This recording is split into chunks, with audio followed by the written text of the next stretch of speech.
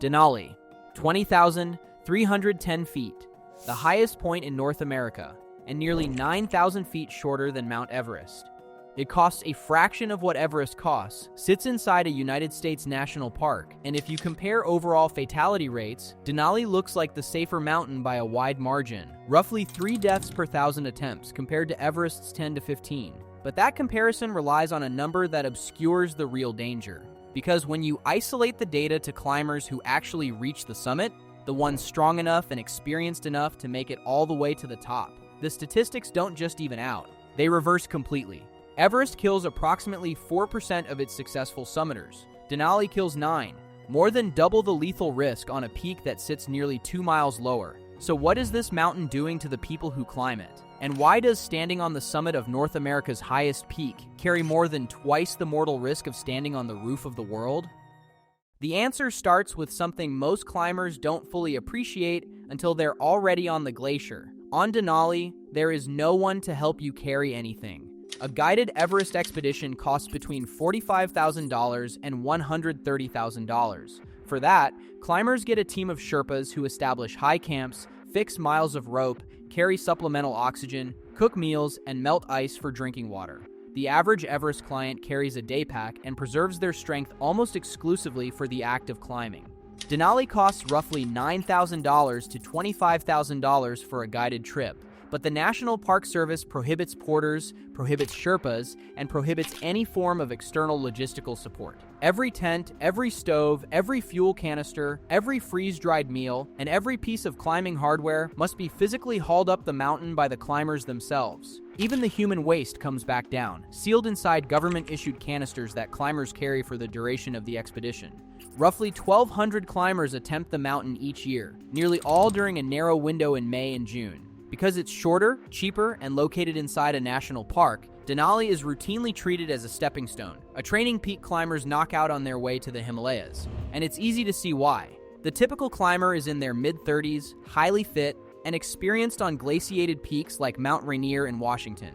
They expect a grueling but manageable snow climb. What they actually encounter is a 3-week, self-supported survival operation in the subarctic that systematically degrades their physical strength, their cognitive function, and their decision-making, day after day, for weeks, before they ever reach the terrain that kills. Over 90% of all attempts follow a single path, the West Buttress route, starting with a bush plane landing on the Kahiltna Glacier at 7,200 feet. From that point, the route climbs through 16 miles of crevassed glaciers, steep ice headwalls, and exposed ridgelines over 17 to 24 days to the summit. And the summit isn't where the danger peaks. Most of the people who die on this mountain die after they've already reached the top. To understand why, you need to know something about this mountain that its elevation doesn't tell you. Denali's summit reads 20,310 feet on every map and every GPS unit. For a climber who has already stood on top of Aconcagua, the highest peak in South America at nearly 23,000 feet, that number looks manageable. It's lower than where they've already been. It makes sense to assume their body can handle it. That assumption is wrong. The Earth's atmosphere isn't uniform. Centrifugal force causes the troposphere to bulge at the equator and compress toward the poles. Everest sits at 28 degrees north, in a subtropical zone where the air column is relatively thick. Denali sits at 63 degrees north, just south of the Arctic Circle, where the atmosphere is substantially thinner. The result is that barometric pressure drops faster with elevation at high latitudes than it does near the equator, and the human body doesn't respond to elevation. It responds to barometric pressure, the actual weight of the air pushing oxygen into the lungs. During the climbing season, the barometric pressure at Denali's summit replicates the oxygen levels found between 23,000 and 24,500 feet in the Himalayas. On paper, you're standing on a 20,000-foot peak. Inside your lungs, you're standing on a 23,000-foot peak. And when a low-pressure storm system rolls in from the Bering Sea, the effective altitude can spike even higher, by hundreds of feet, in a matter of hours. 12% of all deaths on this mountain trace directly to altitude illness, fluid flooding the lungs, the brain swelling against the skull. But the sublethal effects may be more dangerous still. Climbers operating in this compressed atmosphere experience degraded motor coordination, slowed reaction times, and a creeping cognitive fog that dissolves judgment precisely when the terrain demands the most from them. Zulkifli Yusuf was 37 years old. Malaysian. He'd already summited both Aconcagua and Mount Elbrus, peaks that should have prepared him for a mountain that reads as lower on every chart. On May 28, 2024, he was trapped near Denali's summit at 19,700 feet, pinned down by weather that grounded every helicopter in the Alaska range. His team dug a snow cave in an open plateau just below the final summit push called the football field. From inside, Yusuf managed to send a WhatsApp message to his sister in Malaysia, telling her he was stranded and that no one could reach him. He died in the snow cave at 6 the following morning, and Yusuf's conditions were moderate compared to what the mountain has produced. In July 1967, 7 members of the Wilcox expedition were trapped near the summit ridge by a storm that lasted 7 days, with winds that later atmospheric analysis estimated exceeded 150 miles per hour. When rescuers reached the high camp weeks later, they found one body frozen solid, hands still locked around a shattered tent pole, braced against a wind that had stopped days before. 2 more were discovered near Archdeacon's Tower, frozen upright in seated positions. The remaining 4 were never found. It remains the deadliest mountaineering disaster in American history. The latitude effect degrades what the body can absorb. The self-sufficiency requirement degrades what the body has left to give. Without porters, a Denali climber hauls a combined load of 60 to 90 pounds, a heavy backpack on the shoulders, and a plastic sled clipped to the climbing harness, dragged uphill through deep snow for miles at a time. The sled tips over on side hills, slides backward on slopes, and jerks against the harness with every step.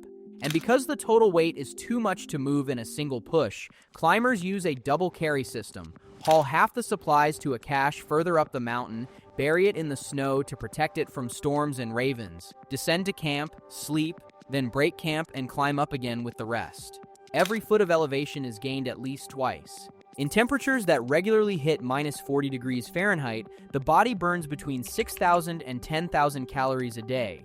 And the math doesn't work in the climber's favor. No expedition diet of freeze-dried meals and energy gels can replace what the cold and the labor are taking. Because the climbing season falls in May and June, climbers also contend with 24 hours of unbroken daylight. Sleep inside a brightly lit tent at altitude is shallow and fragmented, accelerating the cognitive fatigue that compounds with everything else. By day 14 or 15, when a climber reaches high camp at 17,200 feet, they've been performing heavy manual labor in an oxygen-starved, sub-zero environment for 2 straight weeks. Muscle tissue has broken down, glycogen stores haven't replenished. Recovery at altitude is functionally impossible. Then comes summit day, a 12 to 15-hour round trip that burns whatever marginal reserves remain. The climber who stands on top of Denali is not the same person who landed on the glacier 3 weeks earlier. They are lighter, weaker, slower, and cognitively impaired, and they have almost nothing left for what comes next. Everything covered so far, the atmospheric deception, the weeks of hauling, the caloric collapse, accounts for a fraction of the death toll on this mountain. The majority traces to a single phase, on a single section of the route. If you want the next one of these investigations to find you, subscribing takes 1 second. 61% of all deaths on Denali happen on the way down. 45% of all fatalities are caused by falls. And the single deadliest feature on the standard route is a 1,000-foot traverse called the Autobahn.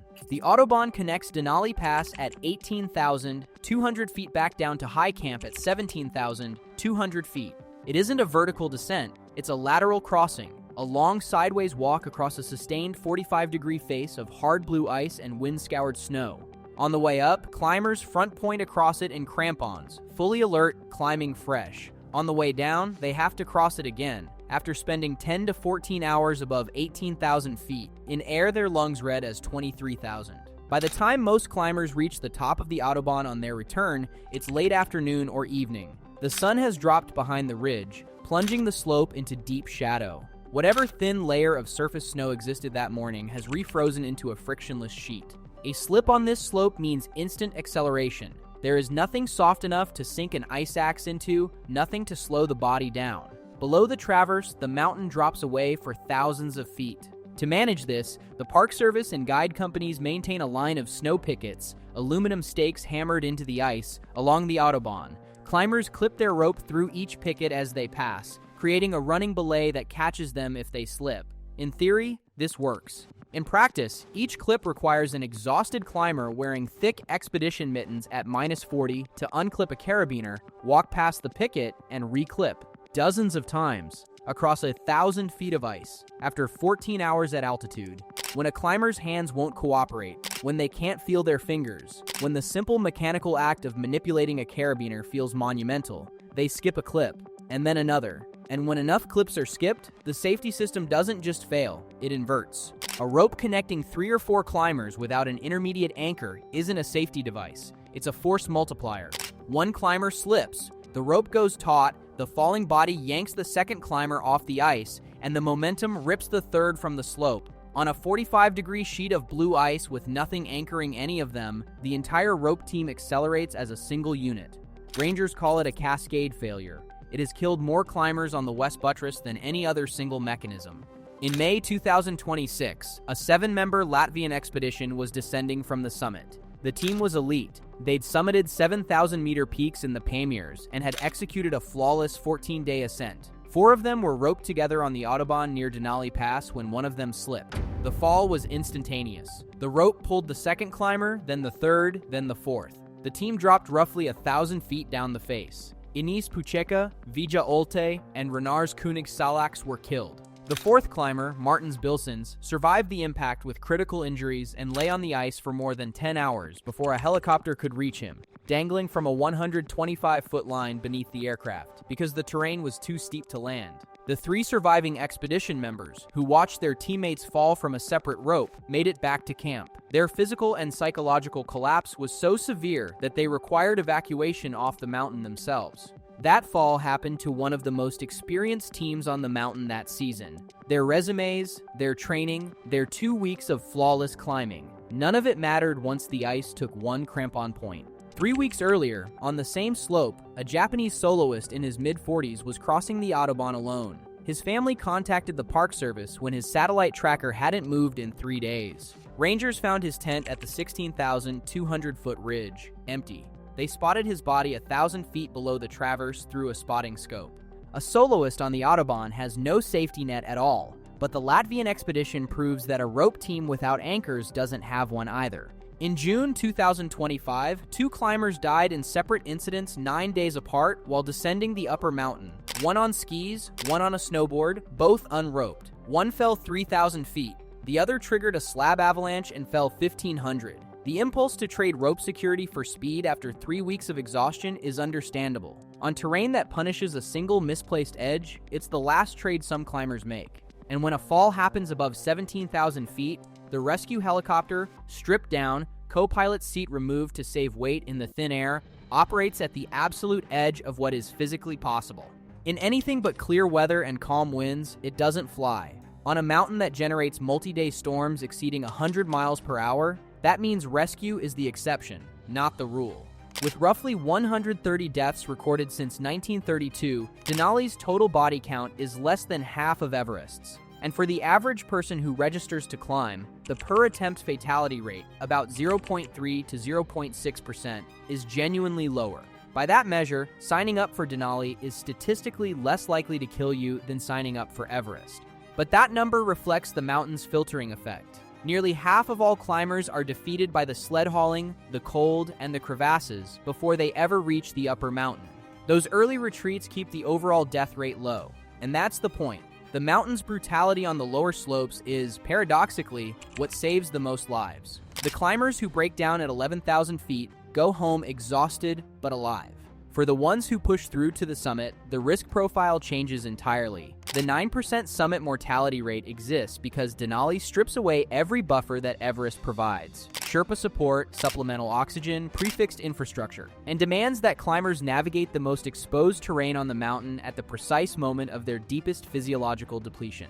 The data also shows that systemic intervention works. In 1995, the NPS implemented mandatory pre-registration and safety briefings for all Denali climbers. The result was a 53% reduction in the fatality rate,